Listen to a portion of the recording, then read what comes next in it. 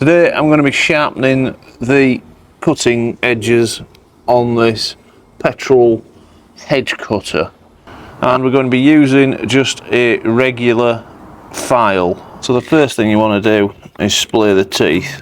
So we've just got a regular screwdriver in there, and that gives us a bit of room to get the file in. And put on a good thick pair of gloves. I don't have any chain mail ones, which would be absolutely perfect for the job. But I do have these anti-vibration rubber gloves, which have got a good thickness of rubber just in case. So we've got the file, and what we're going to do, we're just going to pass it. You can see there's a little bevel on there. We're just going to pass it in line with that bevel, going forwards in a forwards direction, taking great care not to blunt any of the other edges.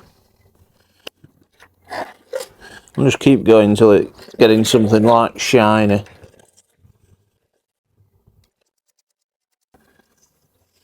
I think that should do it.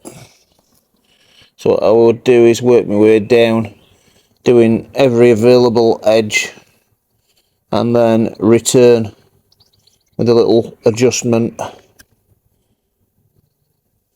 and do the other edges. Then come back, do the point in the same manner.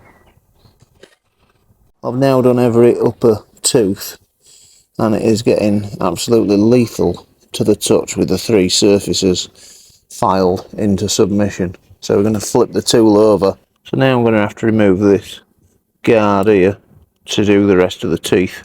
So I've just got a couple of 8mm spanners. So I've loosened off the guard and decided against fully removing it, because I've got to take those two screws off there. I've decided I can just move it to one side, sharpen, and move it to the other side and sharpen, and just work around it. But I've put the bolts back in the hedge cutter just to keep those two blades reasonably tight together, so when I'm filing it I'm not pushing them away.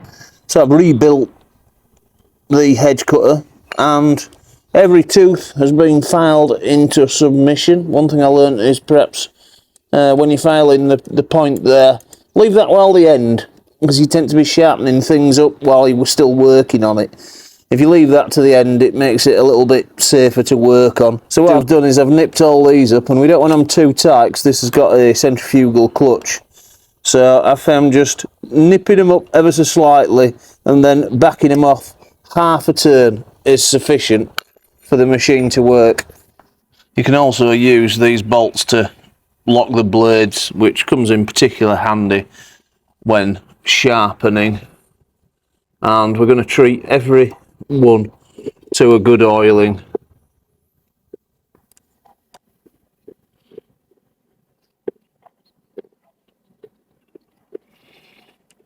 I tend to lay the tool on its side so that the oil will flow in between the blades, then flip over and repeat on the other side. One good drop per tooth should cover it.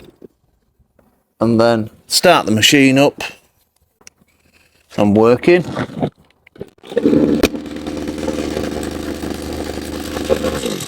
Lovely job. And that's how to sharpen your hedge cutter with a file.